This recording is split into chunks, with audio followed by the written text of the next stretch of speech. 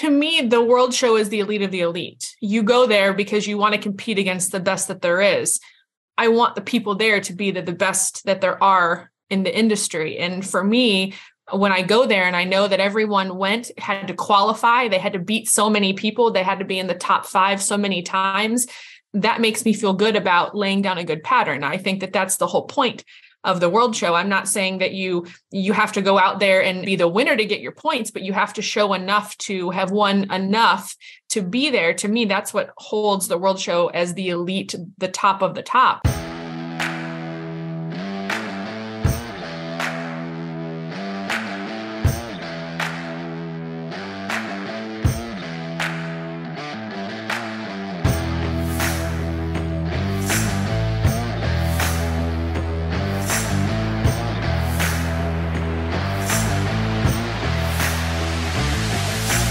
Bring them in on the rail at a jog, please. On the rail at a jog.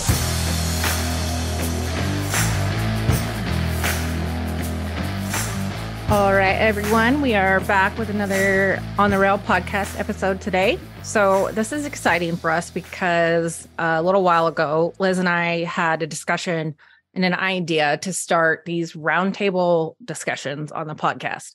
So our intent is to try and do these once per month and kind of discuss a hot button topic or hot button issue in the industry right now, but try to get like varying perspectives or more than one perspective, because we don't want this to be like our agenda on anything for sure, but different viewpoints and sides, and try and provide constructive criticism to things to just move the industry forward and also not ignore some of the issues that are currently going on.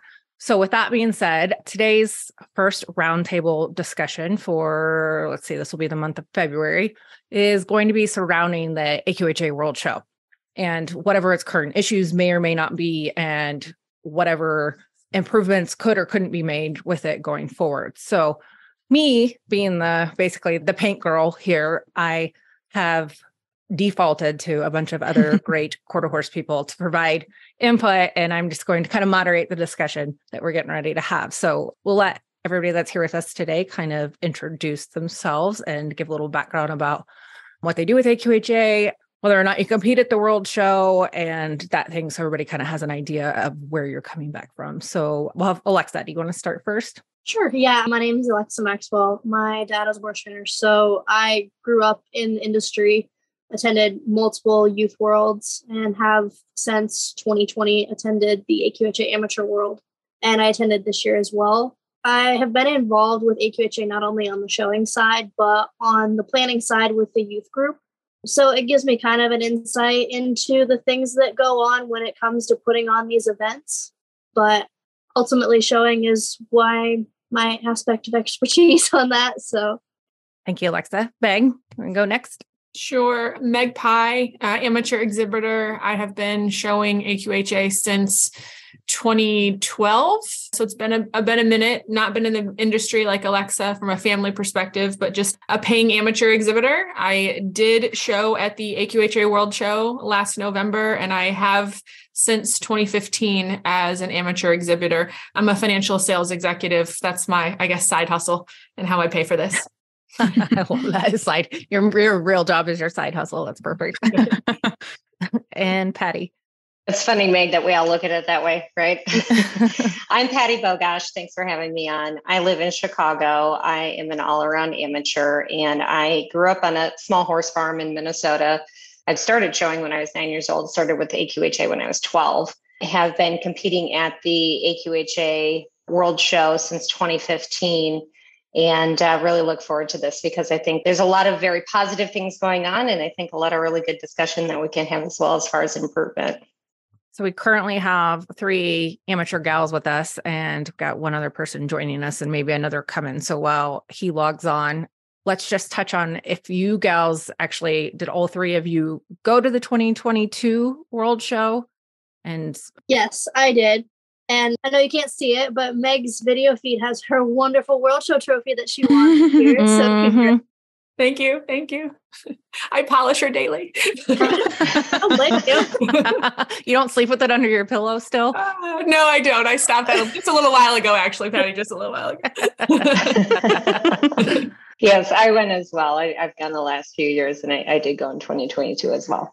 Okay, so all three of you guys went to this past year's World Show. And well, briefly, since Preston now has joined us, Preston, do you want to kind of introduce yourself about what your involvement is in the quarter horse world, kind of your background and where you're coming from, just so people have an idea of what your background is? Yeah, so I came from pretty much a big time rodeo background for most of my life, competed professionally according to the AQHA standard in team roping, and then have a girlfriend, Hannah, that has started showing the pleasure horses. So we kind of jumped in with both feet, bought a couple stud horses, bought an all around horse, and I've really hit it hard this year. Went to all the major shows, NSBA, Congress, obviously the World Show, the Madness, all the big ones. And just really, honestly, more than anything, got our eyes opened up, especially for me, which I'm sure we'll dive into that a little bit more here in a bit. But it was definitely an eye-opening experience, to say the least.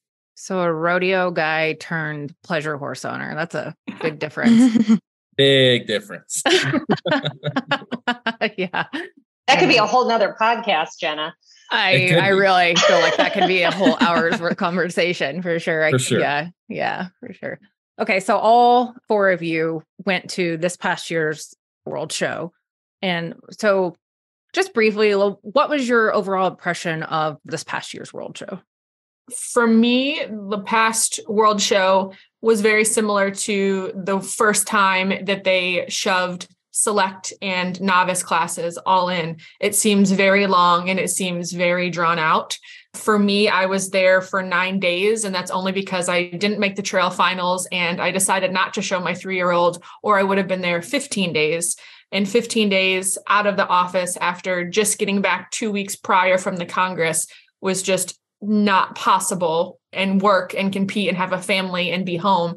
It just, for me, the schedule is just the hardest piece. And that's what I noticed again last year. And I said to myself, gosh, this is the same as the year prior and the year prior, when they just try to shove everybody into one space. I mean, I think I understand some of the reasoning behind it, but I also have got to think that there's a better way to host it without keeping people there for 3 weeks at a time, and, people showing the equitation the first day and then not showing for 5 days. And it's the same amateur division. That's wild. I just don't think that that's feasible for most people to be there for that long and sit around and not show your horse for 5 days, because that's the way the schedule is. That's my 2 cents. Yeah, Meg, I think that's really good input. I showed 2 classes and I was lucky enough to make the finals in both. So I was there for a total of, I believe it was 8 or 9 days. I got there a day, extra, a couple days early. But my horse showed, now that he's a senior horse, showed in the senior trail, and blessing in disguise, maybe that he didn't make it to the finals, or Valerie would have been there with him. I want to say like 22 days total. It's a very long horse show.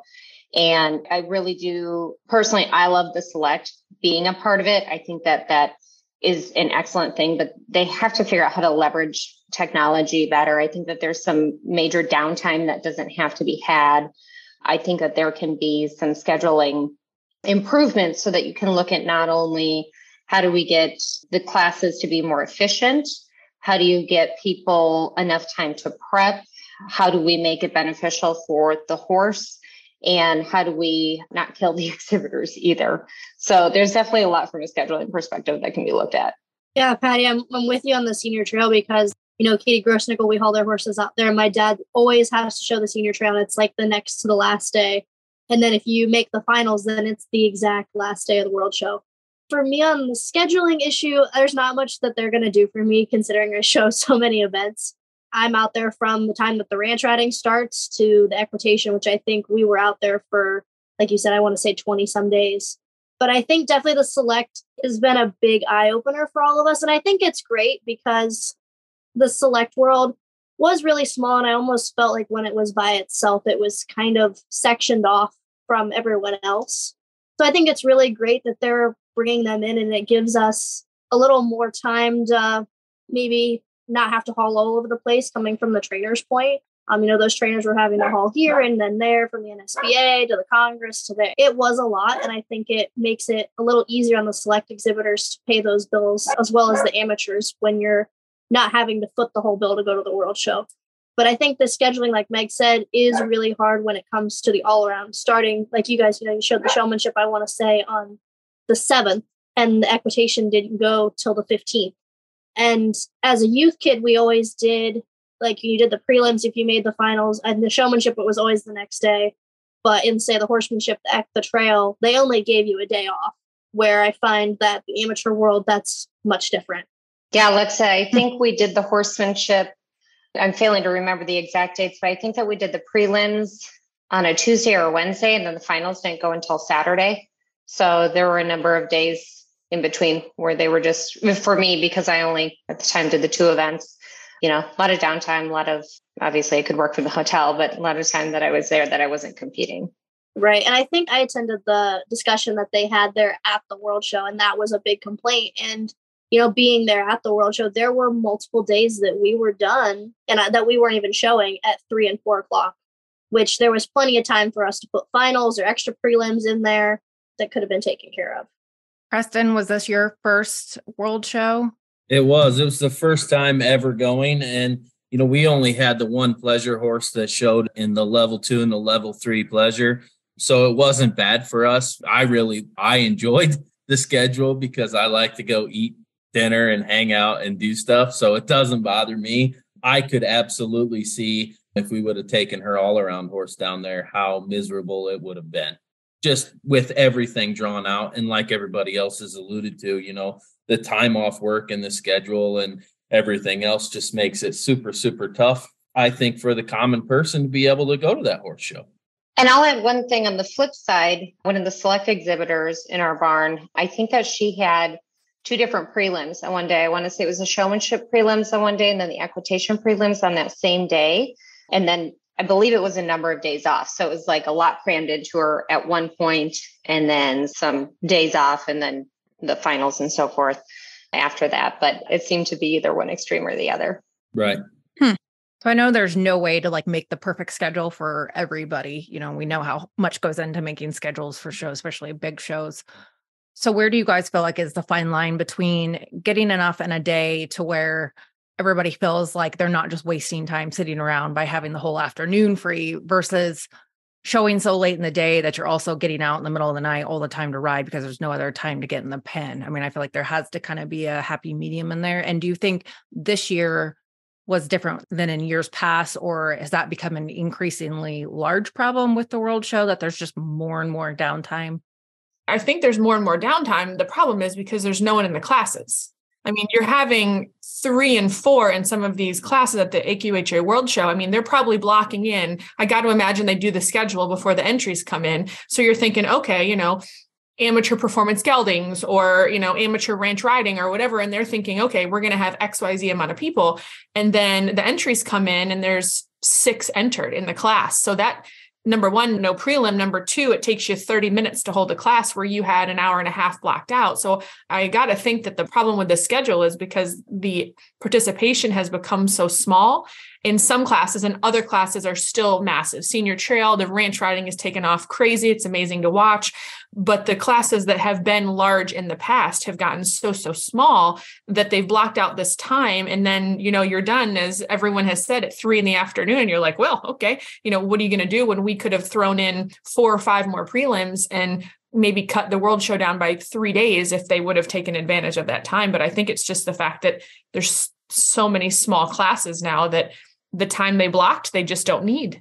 And that's exactly what I was going to say. I mean, I think, when they go to schedule these things, they're expecting to get, 25 and 30 or 2 and 3 splits in these classes. And then there's no splits and there's no people showing up. But I think that, again, we can touch on in a little bit. But, I think there's a reason for that, too. And I know Carl Stressman with what he did with the PRCA and with the USTRC. And I think he's going to take it in the right direction if the pleasure horse people will be receptive to what he's going to try to do. But I think it's going to be a huge challenge. The one thing I would add is the use of technology. Seems like the use of technology could be utilized to help with scoring, to help with reviews. Obviously, there's reviews and finals. There's, all the judges have to be on the same page with penalties and so forth. but it seems like there's a limited use amount of technology when it comes to scribing and when it comes to results. And there was a lot of downtime between when the performance would actually end and when either numbers would get called back or results would get called. And so that's where there's a lot of downtime that they could potentially address with the use of technology or with the use of looking at what that process is. Yeah, most definitely, Patty. I know in the working amateur rail, I sat in there for probably 10 minutes in the split before we ever got our callbacks. And what Meg talked about is, having that time blocked out. I think on their end, it needs to be a scheduling look at. You need to go back like they do for the Congress. They go back and they look at those entries from previous years and make the schedule based around that. Let's look at the past few years. We've not had any level 300 saddle splits for the junior, for the amateur, for the amateur pleasure. And they've have those classes booked out as prelims. I mean, for the amateur hunter hack, we were supposed to have the prelims and we didn't have enough. So we went straight to the finals.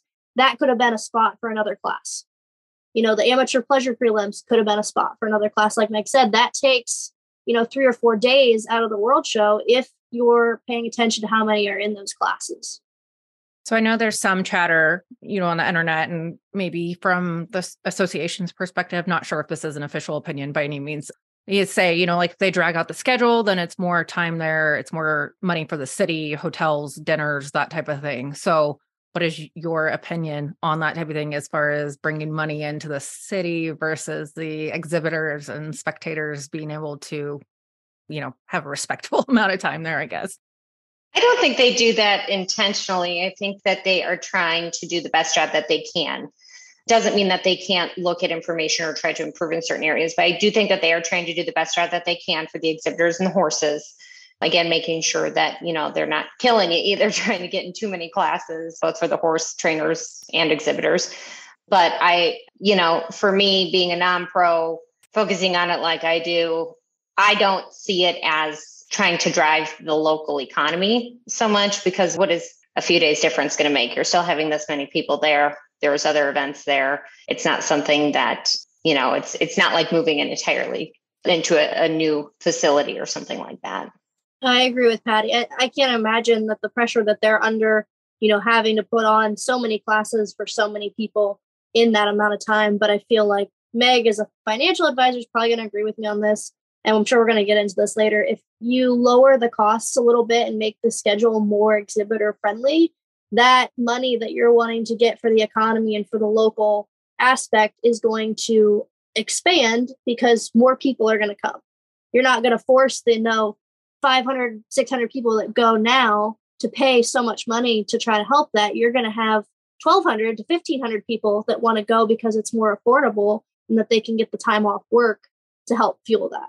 And maybe I'm wrong, but I think they had their time to shine there. And I think it ultimately goes to a lot of people down to the dollars and the cents. And I feel like that's where we're all missing out in the pleasure side of the AQHA. I mean, and they mentioned a lot of it in that town hall meeting they had there, but there's no money. There's no money. You spend a fortune to go down there and, like you spend, we probably spend $8,000 or $10,000 just to get there. And then while you're down there and then you win top 3 in a class and you get a check for $1,000. That's a joke.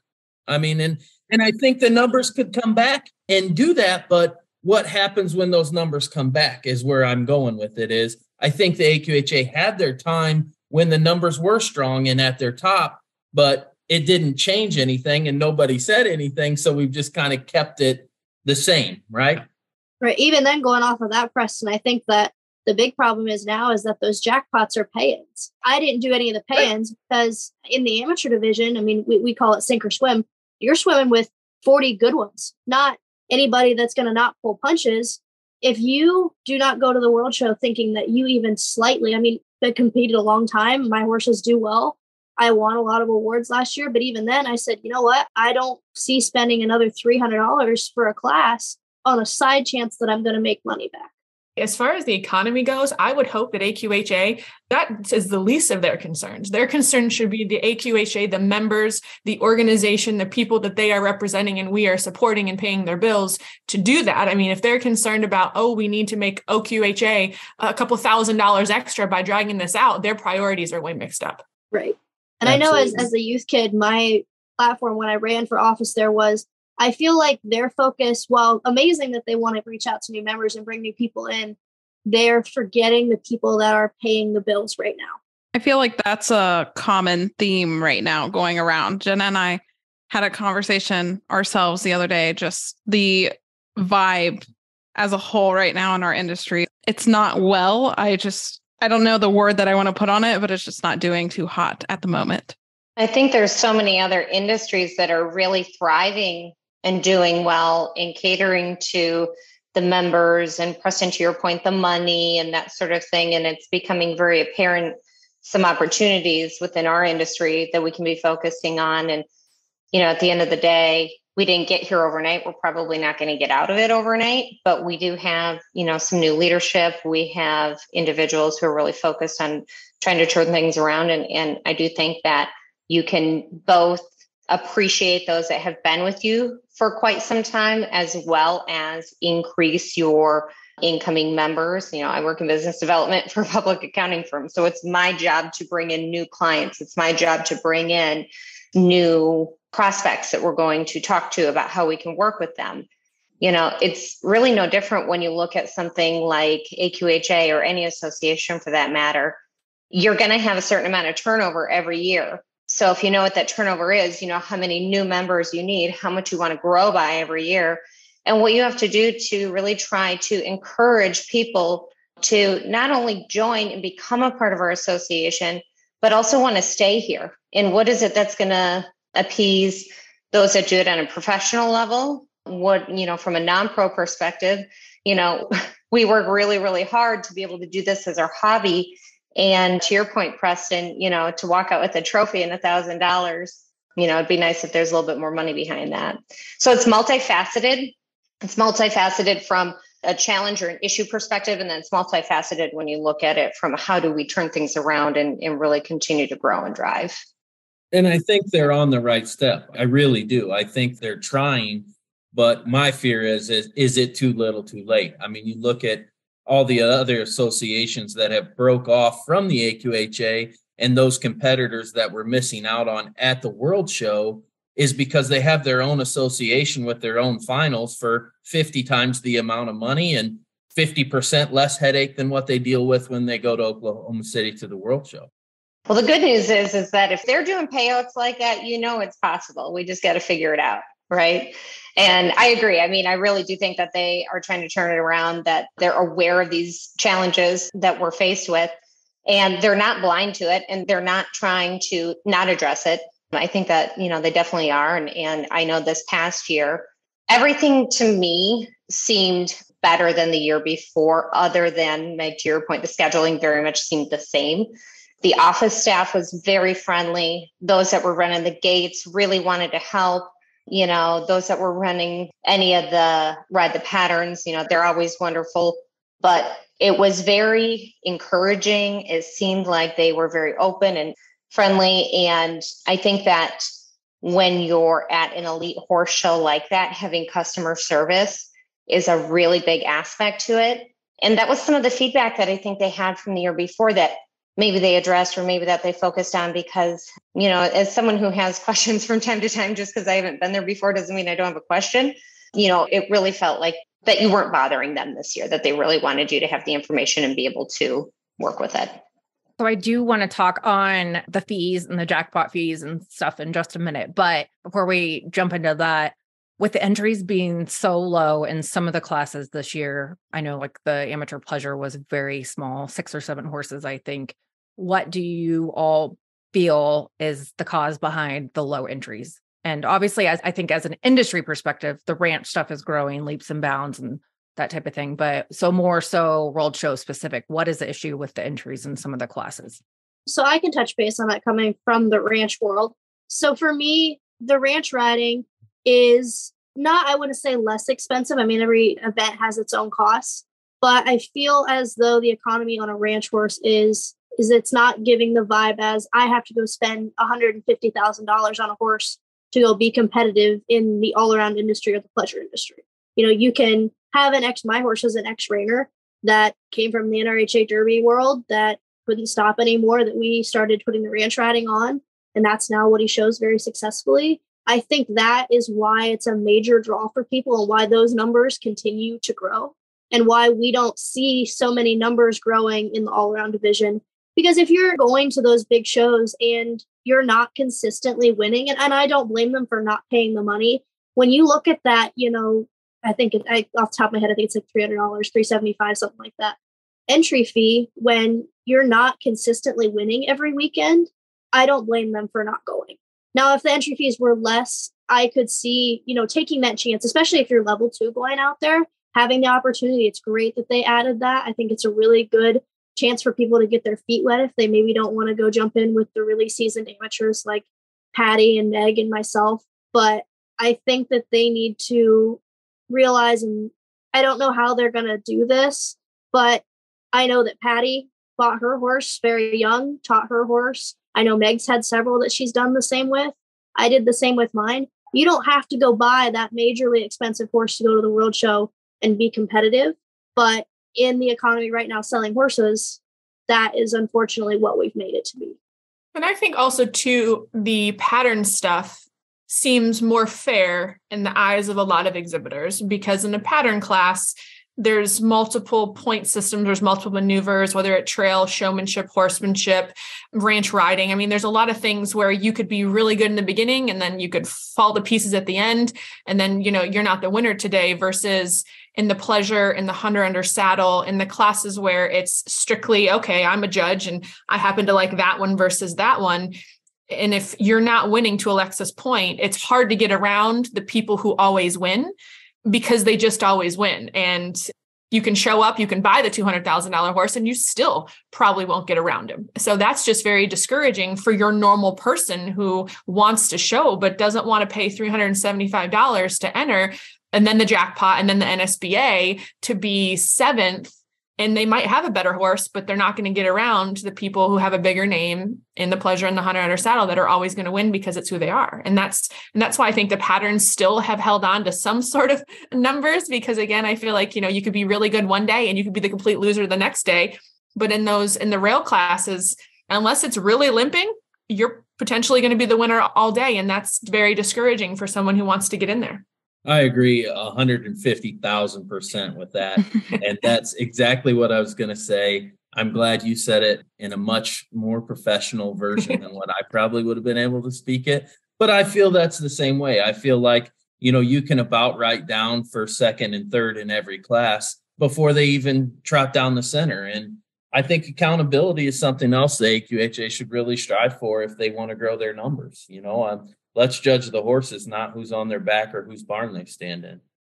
It's interesting, though, too, that the Congress numbers are still so strong in the pleasure. So there's something about the World Show. There's some piece of it that, there's a portion of that can be addressed. That I think there's horses that go to the Congress and don't go to the World Show. And is it because that barn doesn't go to the World Show, or, those people aren't interested in the World Show? For what I do, the cost is about the same. So if you're looking at one is cheaper than the other, it's not really different from my perspective personally, but it could be for others. But I do think, Meg, to your point with patterns, you can really strive to be within that group, and you can do it with a horse that is a good partner versus solely a good mover. And I think that's what is so hard about these rail classes is, it's hard to get around those that are consistently winning. But then we also have to be looking at, what is the pleasure horse industry really geared towards? Is it geared towards just that event? And if it's just that event, it's probably why it's getting smaller. If it's geared towards creating athletes that can go in and do other things, that's how we could potentially increase those numbers. I know the last 2 horses that I got as 2-year-olds, they were pleasure horses that had a lot of talent, a lot of athletic ability. And were they going to be the next world champion as a 3-year-old, 4-year-old, 5-year-old? Probably not. But they were pretty cute at turning around. They could change leads. They could be competitive as a 2-year-old, and you could take them and do other things with them. So I think the pleasure horse industry really does have a very good place, especially for those that like to take horses and do the all around for them, with them.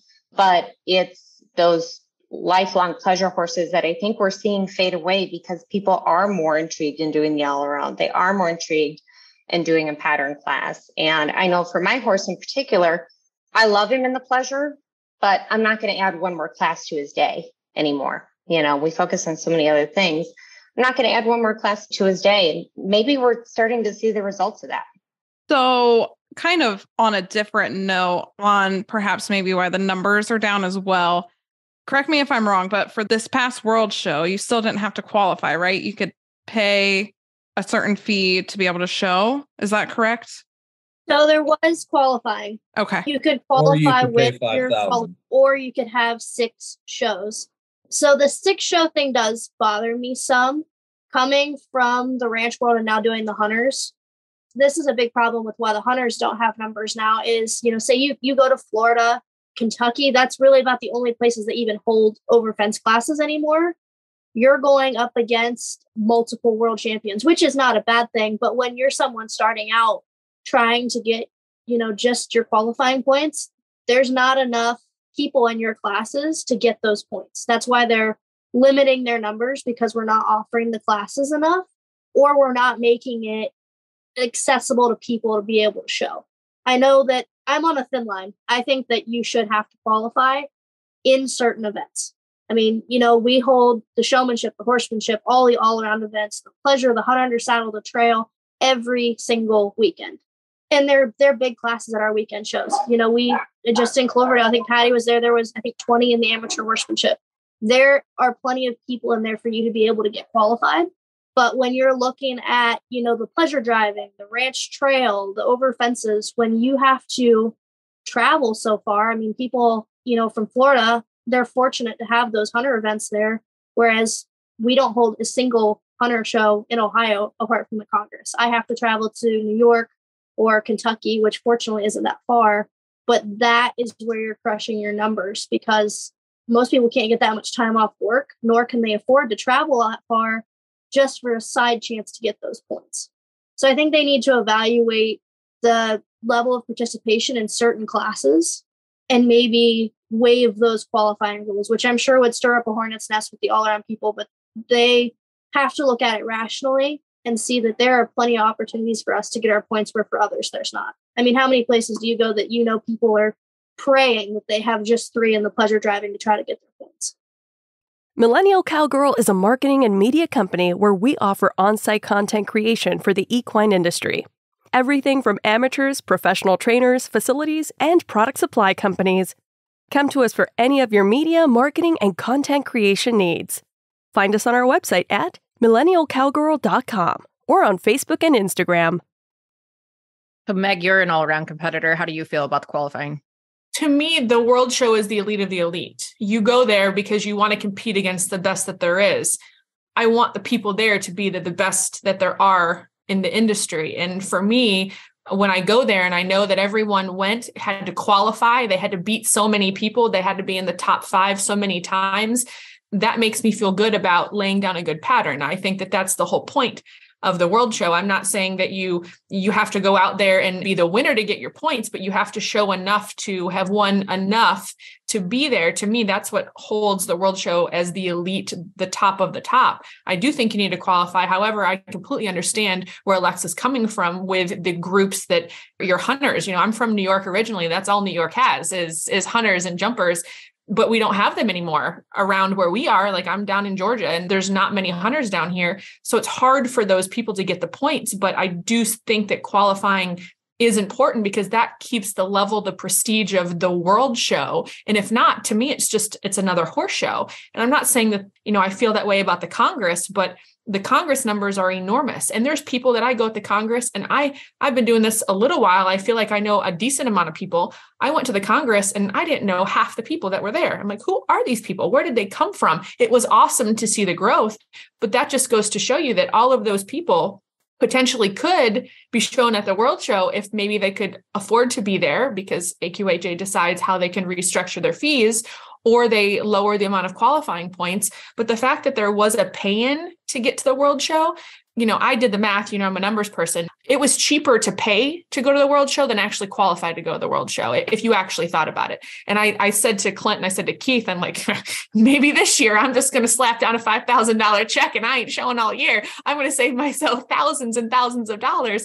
And the fact that that actually was cheaper for you to just pay AQHA to be there than having to haul and qualify. I mean, I'm not going to do that. You need practice. I'm joking partially, but it's mind blowing that actually is a cheaper option than it would be to qualify to go there.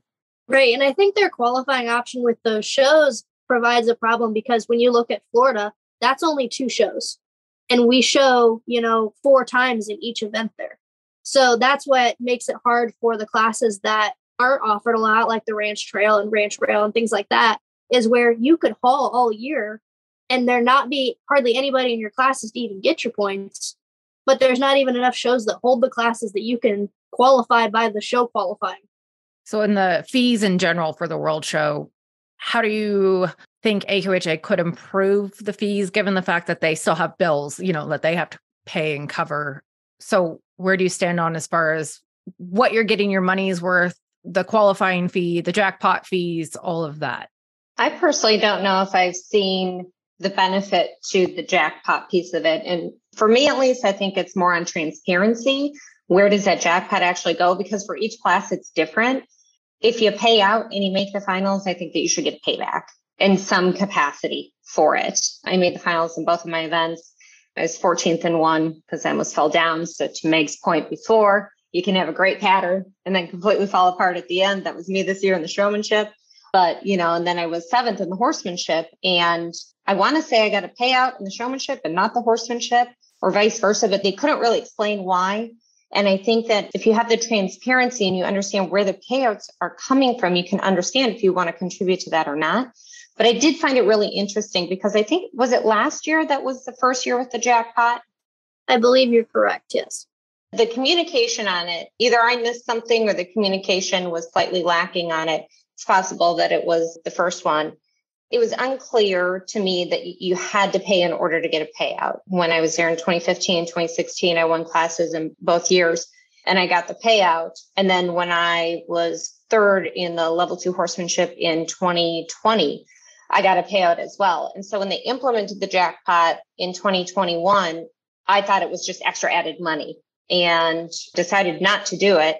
Decided to do it in 2022. And because it's very hard to understand, it's frustrating to see payouts in one, not in another, if you make the finals, and then just understanding where it's going and how it's being allocated. So I think there could be more transparency. I don't have a problem paying the entry fee. I know that we're going to, it's the World Show. There's a lot of expense. There's a lot of fixed costs. If you want to drive down costs, you truly have to improve the numbers, increase the numbers. But if you're going to have a jackpot or added money, truly understand how you're going to get paid out for that and what it's going to mean for the exhibitor. Right. Because I think off the top of my head, it's like with a level 3 class and paying the jackpot, it's like $675. It's almost $700 a class. And that to me is just insane. Like you said, yeah, you might. I think it was $675, Alexa, because I think it's $375. And then, oh, wait, is it $300 for the jackpot or $350? I thought it was $300. Regardless. $300. Because then you go in and you look at so for the stakes class, because until this year, the Working Western Rail wasn't technically an AQHA approved class that they had them as a stakes class. That class is only $250. And that is, I think, a 80-some% payout. I mean, I was 10th and still made almost $600.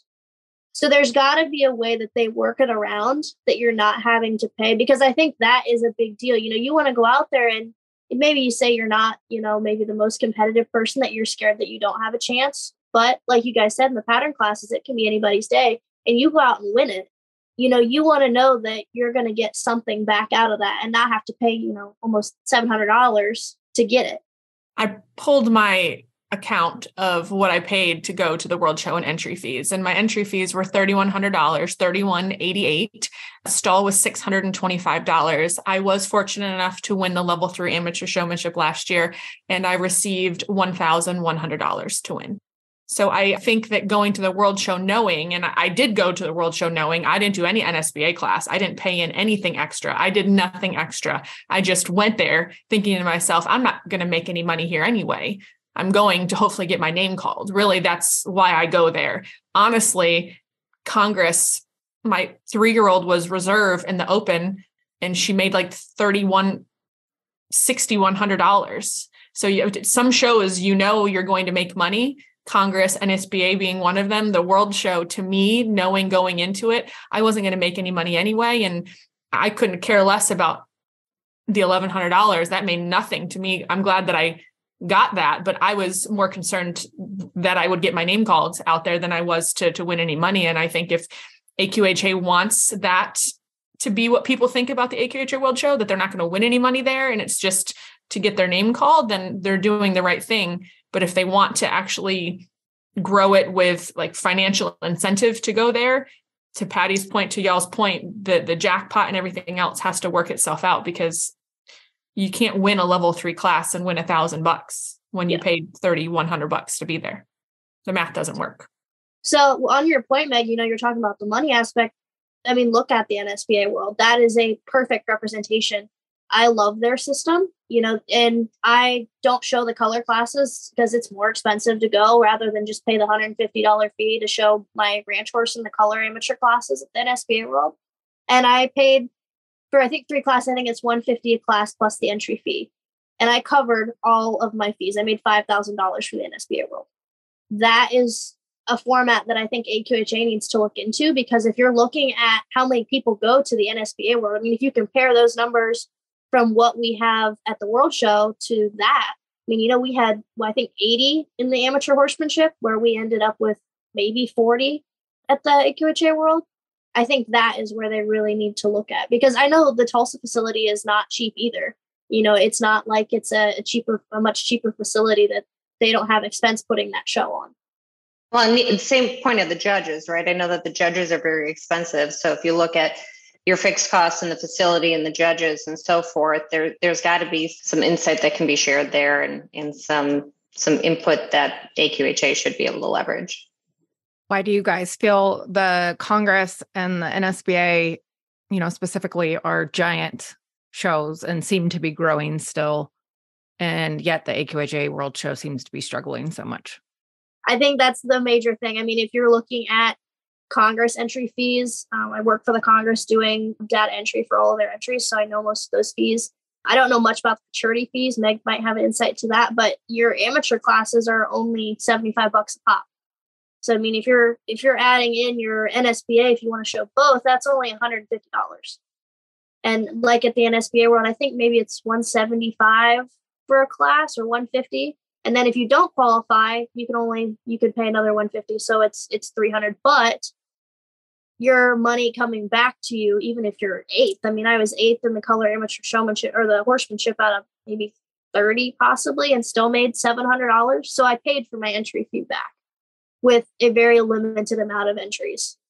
But I think people, with this economy and with fuel prices being so expensive and those of us having to travel far, they have to look at what they're going to get out of it. At the Congress, you do have that chance as a trophy, and your prices are less. So if you have to make a decision on how much time you can take off of work and where you can spend your money, and you have to choose between the World Show and the Congress, I think the Congress is winning because the cost is less, and it's still as big, not maybe as big as a World Championship, but still a big prestigious event. And the time too, I think, Alexa, because, at the Congress, you do your prelims and your finals on the same day. Not saying that I would ever want to do that at the World Show, because they're different patterns. But I do think that the time does play into that. Same at NSBA. NSBA and Congress, it's basically run as one class. So you don't have a different pattern.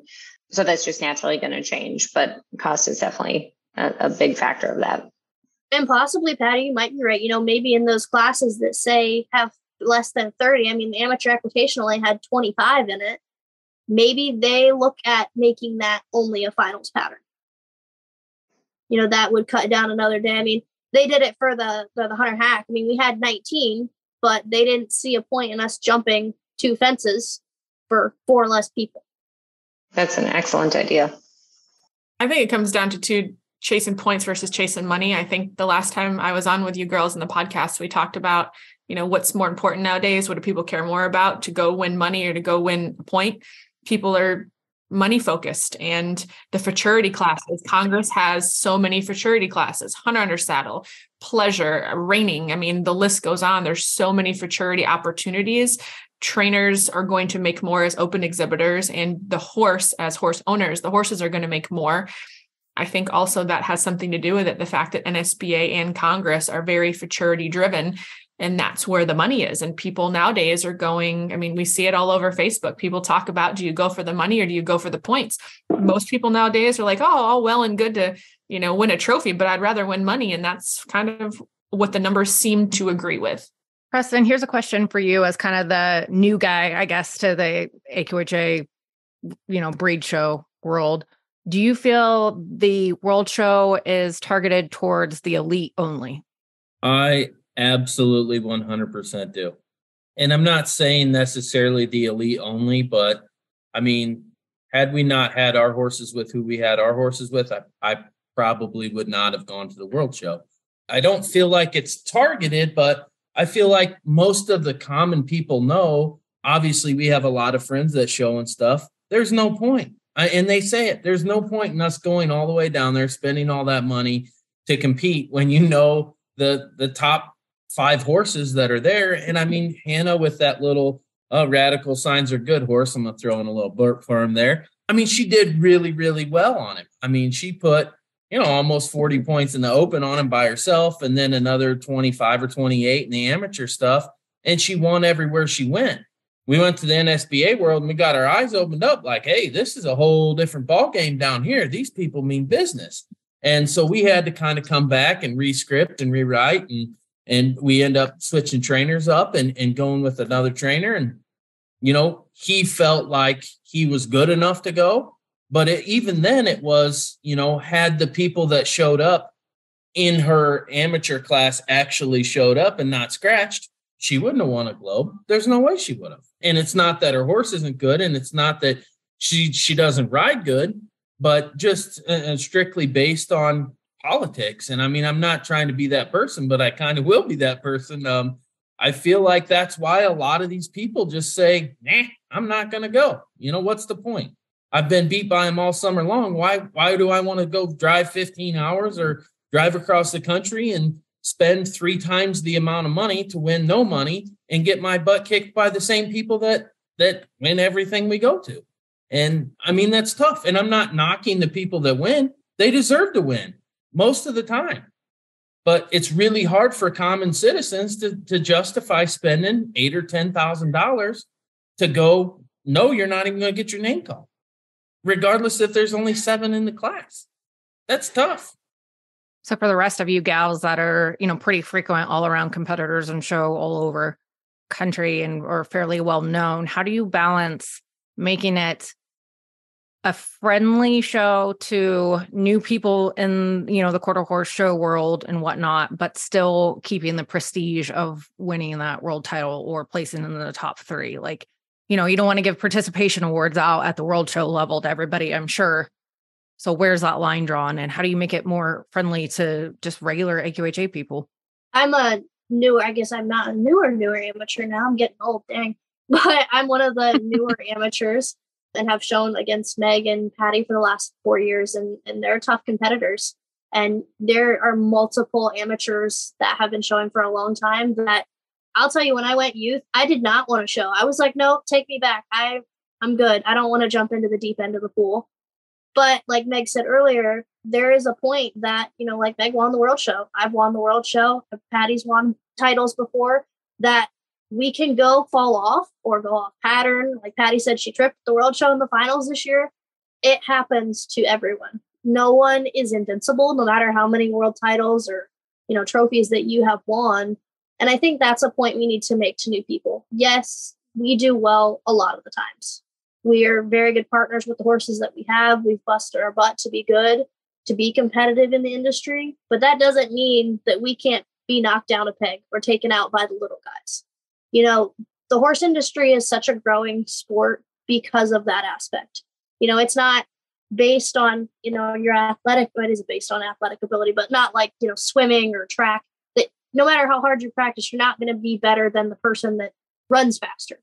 The horse industry can be very interesting because if you put more hard work and time into it, it doesn't matter, where you came from, what horse you ride, you can be a winner without having to show every weekend. And I think that point needs to be made to a lot of people. I was thinking about this a lot because I just came from Cloverdale and they had decent numbers, especially for January. And it was really great to see how big the novice classes were and how much fun this horse show was. We had a trainer challenge on Friday night, getting a lot of people around, having a good time, focused on more than just getting points or winning a class or getting your circuit title. And I think if you really want to make the World Show more than just those elite, you got to focus back on your weekend shows. You have to get new people into this industry. You have to be novice friendly. A novice, again, for the first time in my life in a really long time, I've started the trail in the Western riding, and I forgot what it's like to be novice, right? And it's very intimidating to be a novice when you're a part of this industry. I can't imagine going back to being a novice when I'm not a part of this industry. And I think that the more welcoming we can be at the weekend shows, the more that we can improve those level 1 numbers, the more that we can make this really a family friendly hobby, having fun events, doing things that bring people together. That's how you get a truly different atmosphere from the ground up, and how you bring people wanting to go to the World Show and wanting to participate in that. Because if they're going to the weekend shows and they're not having fun, what makes them think that they're going to go to the World Show and have fun? And I think, Bill, Charles, and John Barry really hit the nail on the head with everything when they did their Back to Berrien show. And, it was small, but those classes, Hannah won more money there than she did at the World Show. And you know what I mean? So it's possible to, and I go to money and I can't help myself because like the last time I was at Oklahoma City for the US finals, I won a pocket full of money, a brand new pickup truck, and it cost me $600. They gave me my stall for free with betting in it for free, right?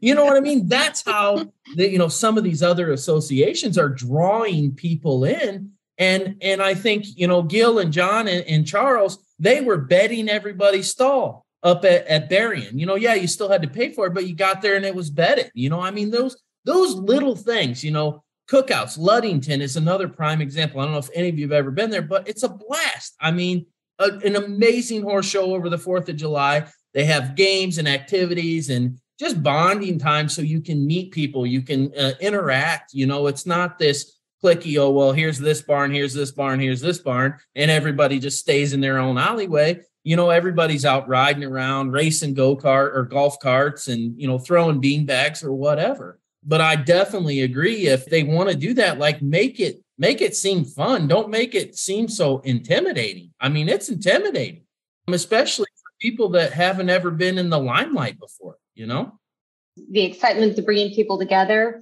Everyone's seen The Last Cowboy, and obviously Rainey has gotten really big after that series, which is pretty fun to see. But these draw parties that NRHA does, maybe other associations do them too, but I just happen to see it because of that show. But, the draw parties bring so many people together and do something fun and prestigious for the finalists, make it, have people come together, get to know one another. And, rather than, to your point, Preston, that you have these people over here and these people over here and they never interact or see each other. Get people that want to come up and say hi to each other. And if it's somebody's first World Show, maybe they'll get to meet somebody that they haven't met before. And I think so many times, some of these people go in with new ideas and new philosophies and, hey, could we try this? And everybody is this is the way we've done it for 65 years. We're not, this is all that matters. Like, this is how it has to be. And I just don't think it does. I don't think it does. Because I know I've spent 50 times the amount of money I ever spent team roping in this pleasure stuff.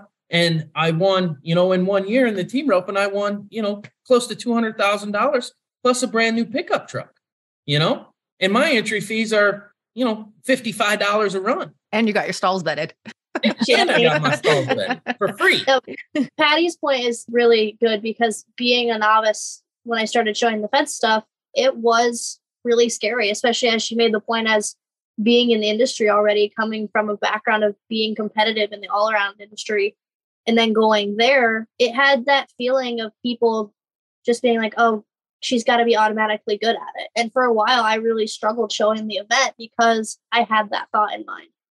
But I'm so excited to see someone and try their event and enjoy it and learn to love it, that I think that if we welcomed people like that into our industry all the time, that it would make people want to be here. Because I truthfully love doing the hunters, because it doesn't matter if you fall off or miss or whatever, they'll clap for you. They think it's great. Everybody's like, yay, no one died. Like, it becomes fun because they're happy to see each person do well, even if you're beating them. They just want to see you enjoy your horse and enjoy the event. I just want to say a little something about the question about should the World Show be for the elite? The World Show should be for the elite exhibitors, the best ones to qualify to be there, not from an elite financial situation. And that's Amen. The problem. Every single person who was at the World Show, and I'm looking at Patty and I'm looking at Alexa and everyone else that I call friends, we would welcome and love new blood and new people. And we would be so extremely excited to see new people show up and the classes to get bigger and see people interested walk down the aisle, pet our horses, but we don't. And the reason why we don't is because the elite has become financial. It's a financial thing now. People can't afford to be there. So therefore, we're not getting the novice people. We're not throwing exhibitor parties because there's nobody there. So all of these wonderful things, all these great ideas, exhibitor parties, bed the stalls, there's not one person that showed at the last year's World Show that wouldn't have loved to see more novice people there to show. We love that. We want the industry to grow. We love the animals. The problem is they can't get in. They can't afford to get in. And when they do get in and realize how expensive it is, they turn right around and they walk away. And that's the biggest problem with. It has nothing to do with not us wanting not novice. We want novice. We want to throw exhibitor parties. We want to have fun. We want everyone to have a good time. But it's getting very, very hard to do that because once they get excited and they get in and they go to Brent Maxwell and they take a lesson and they're excited and Brent says, okay, well, here's the cost to go. And Brent's not making up the cost. I mean, he's just showing them what the numbers is. The clients are like, I'm sorry, Brent, we can't afford to do that. And then out goes the client. Right. It takes an effect on our industry too when that happens. And it's making it harder for us to, like the point as, we were talking earlier off camera about the amateur rule, it makes it harder for new people to want to even come take lessons because they hear the buzz about how much it takes to go and show that they're like, well, this is dumb. Let's not even pay the money to go get interested in this and want to actually do it and not have the financial stability or even the means to even go to a weekend show.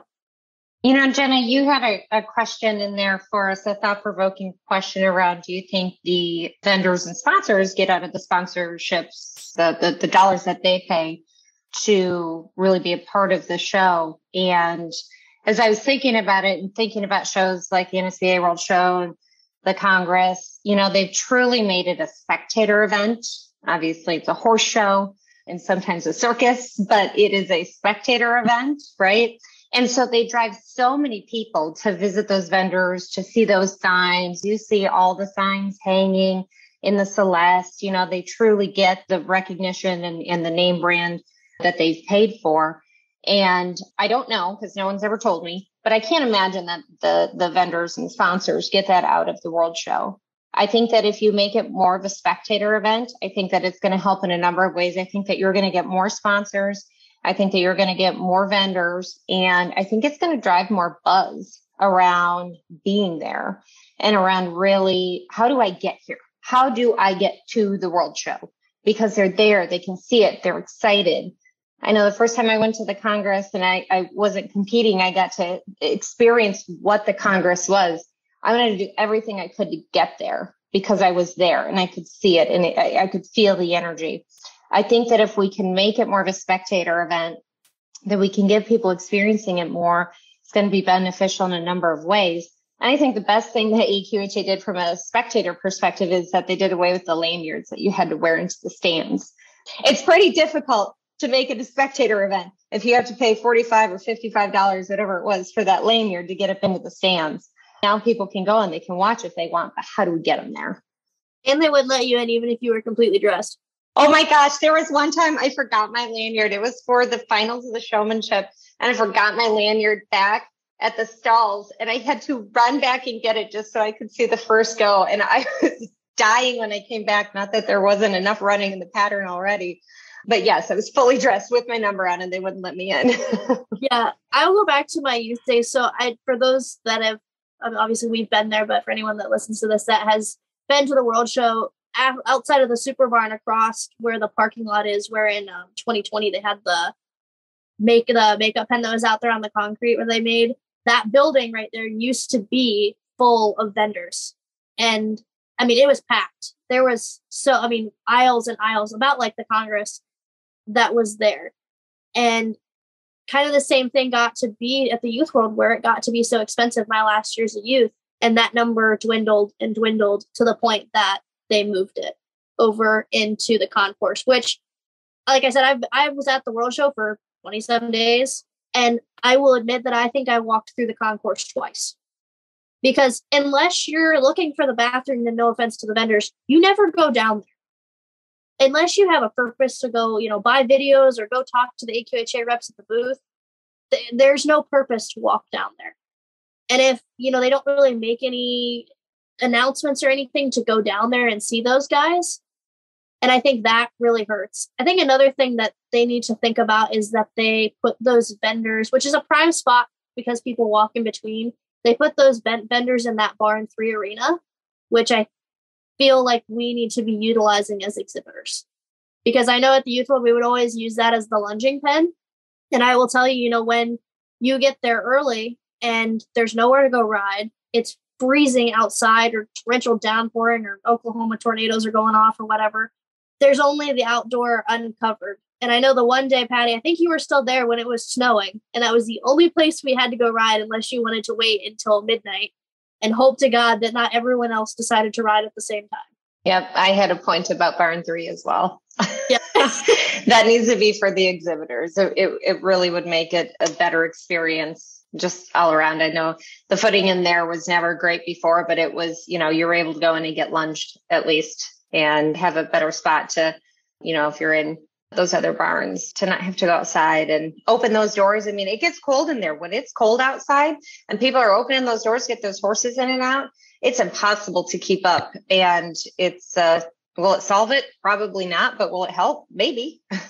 So AQHA tried to hear some concerns and comments this year. They did a town hall meeting at the World Show. Did any of you go? And what was your take from that? I did go. I felt like I am a very avid person of AQHA and I want to help them as much as possible. But my truthful and honest opinion was that they were hearing the problems that people were bringing up, but they weren't listening. It felt like there was always an excuse about where the money went, that they couldn't just give us a straightforward answer. If it wasn't a positive answer, I would have rather them just told the straight truth of, we have to do this to make money. And I think it would have made all of us a little easier, but it made us feel like we were just getting another wraparound answer. Like Patty had said, there has to be a way for us to know where the money's going.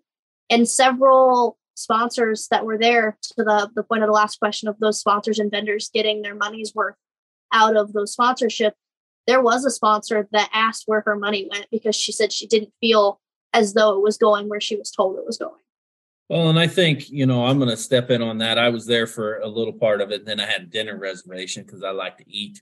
But Charlie stood up right in the beginning and I mean, summed it up as well as anybody, if not the best I've ever heard. And he says, you have the barrel racers that have their own association, the reiners, the cutters, the ranch riders, all these people have their own association now. Why? Because they can go. Charlie said, we can go to Vegas and watch our horses run at the NFR and know that we are going to make a pile load of money. And again, I'm back to the money thing, but it's hard not to when you look at, I can go to a weekend jackpot around here and go to a team rope and win first or second place and bring home $600, $700, $800. I mean, you can't do that at the World Show. Like, their head is so wrapped around, this is the World Show. You should just feel honored to be here. But I bring in a perspective of, again, you should be able to go and at least cover your expenses, because I'm telling you, out of everybody except for maybe the thoroughbreds and the reiners and the cutters, right? As far as your guys' outfits, your saddles, your horses, your everything, you're spending 10 times what any of the rest of them are spending.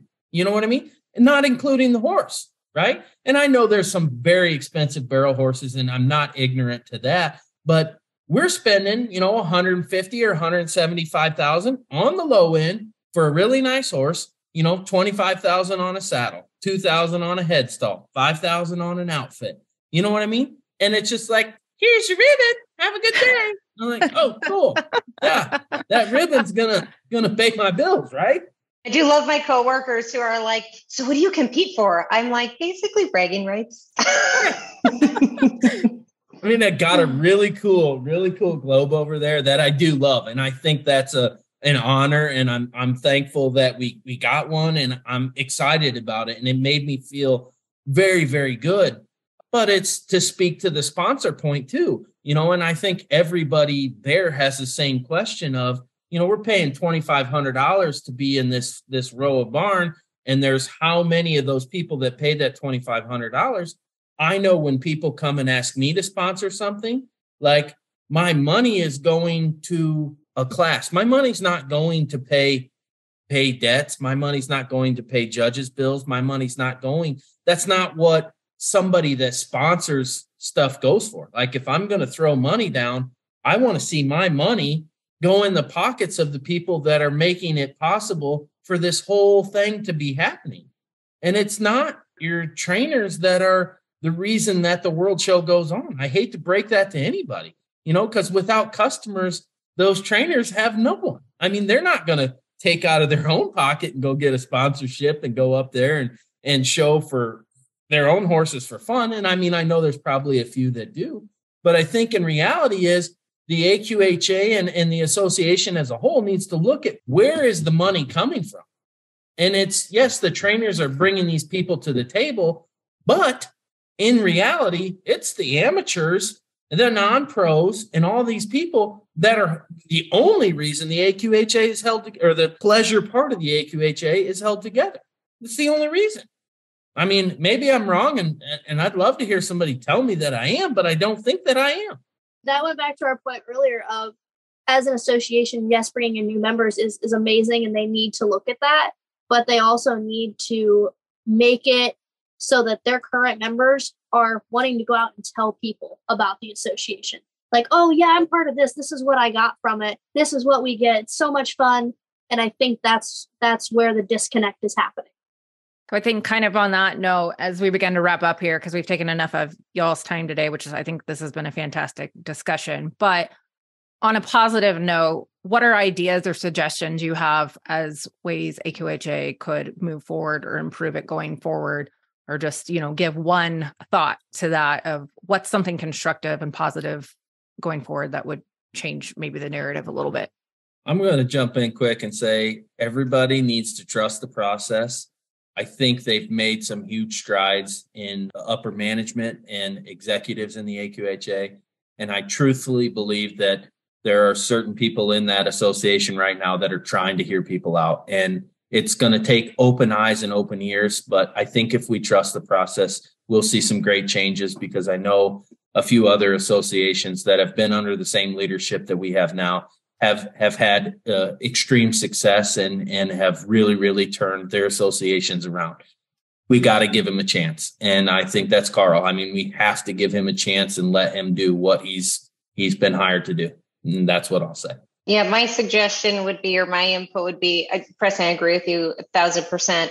I think that we've got some really eager, really smart people in there who actually do want to listen. I don't think that we should stop sharing our thoughts and our ideas and help out as much as we can. I'm sure everybody sees it. Everyone is quick to go to social media and point out the flaws and point out where it's wrong, or point out how they're negatively impacted by things. But what you don't see is a lot of help or suggestions or the ways that people are trying to really help them make a difference. And if we all focus on it, because we all love this, and everyone on this podcast loves the World Show. I love the World Show. Yes, it's expensive. Yes, it's exhausting. It's why I work the other 11 months out of the year so I can go do it. And is that going to change? Likely not. I hope not. Right. And I want to continue to go. It's a very prestigious show that I have dreamed my whole life to be a part of and was not able to be a part of it until 2015. So I'm really glad that I'm able to do it and have been doing it on an annual basis. But rather than just going to social media or getting on the comment train of getting stuff in there, try to help out, try to really be a part of the change and the difference. And, there's a lot of people who really do want to right this ship. And I think that we'll get there, and they need support and they need help and they need input. And so be a part of the solution, not the problem. I feel that AQHA needs to start locally with the weekend horse shows. That's where they're going to see the biggest difference at the World Show, in my opinion, offering more novice shows, more shows that have drastic fee deductions for the novice exhibitors. During those shows, have local trainers come and give clinics based off of their time to help them learn and become excited to go to more horse shows. But in order to grow and in order for the World Show to get back to where it was as far as the amount of individuals being there, the excitement being there, and not feeling like you're, being drugged behind a car the whole time you're there, I do feel like it has to come down to the local organizations really promoting more novice-friendly, cost-effective, growth-oriented type shows to get more people interested, to buy the horse, to get involved. And hopefully that's a trickle-down effect. I think it has to start locally for that to happen. Yeah, I think AQHA needs to look back and remember why this association was started and why it continues to draw people in and why we continue to love the sport and the horses is that 95% of the people that make this association go around do it for fun. All of us sitting on this call, we do it as a hobby. My family obviously does it as a profession, but ultimately we stick around and work those late hours. And like Patty said, work, 11 months out of the year to be able to go to the World Show. We do that because we love the sport and we want to see it succeed and continue to grow and be well on its way long after we stop showing. I was cleaning my house the other day and found a video of the first World Show trophy I ever won, and comparing it to, I was fortunate this year to win another one, comparing it to the feeling that I had the first time that I picked up that trophy, it hasn't changed. I was still as nerve racked and crying as I was the first day that I ever walked into the Jim Norick Arena. And it was kind of interesting as a youth to leave and feel like that chapter closed and then come in as an amateur and walk down that same gateway of champions. And for anybody that's never felt that feeling, it is insane. I know Meg and Patty, and Preston can say that just stepping under those lights is a feeling that you will never forget and that you can't replicate anywhere. So I think as an association, we need to group together and try to find the solution instead of adding to the problem. I just have to say, or I'd be remiss to not do this. I'm reminded from somebody within AQHA, I have a message, so I want to make sure I get it in, that if anybody has tangible ideas for improvement, most of the time they need to be submitted with a rule change proposal form if they want to be reviewed by committees at convention. And they said it also helps for people to attend convention as well as to help answer any question that the committees have about the proposals, and also consider the cost of whatever these ideas are. So if they're open, according to them, to hearing new ideas and suggestions, but you do have to consider the whole, proposal, which includes financing too. So, want to include all perspectives on everything with that. And that's kind of all I had. Liz, do you have any closing thoughts? Otherwise, we'll get wrap-up thoughts from everybody as we get done today. I do have one final question, and I think a few of you answered it, but are you planning on trying to qualify for the 2023 World Show this year? Yes. Yeah. We have some family things that are on our goal list this year to accomplish. So if I get to the World Show this year, it'll be awesome. And if not, we'll see you in 2024. Preston, what about you? Yeah, I think we're going to try. Cool. We're kind of in a weird spot. Our horse is retired to the breeding barn now, so don't really have a horse, but we're working on that too. So there's always a horse to buy somewhere. Exactly. Of course. Go win ribbons on. Right. All right. Well, thank you everybody for your time. I think this was a great discussion and hopefully provides a lot of insight to people. Does anybody have any last closing thoughts or anything they want to say as we wrap up here today? Or your local associations. Amen.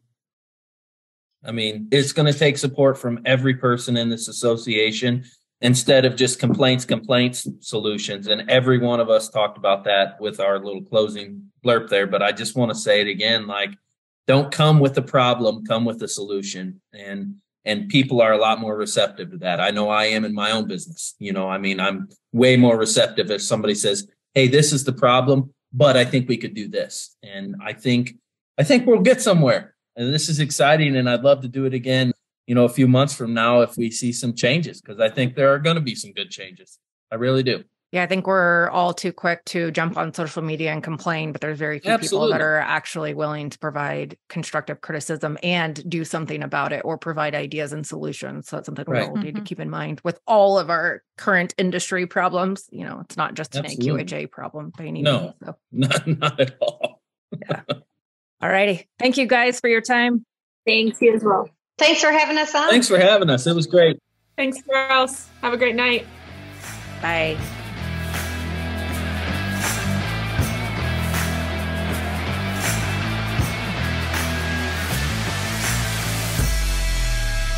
All right, that'll be your class. Bring them in and line them up.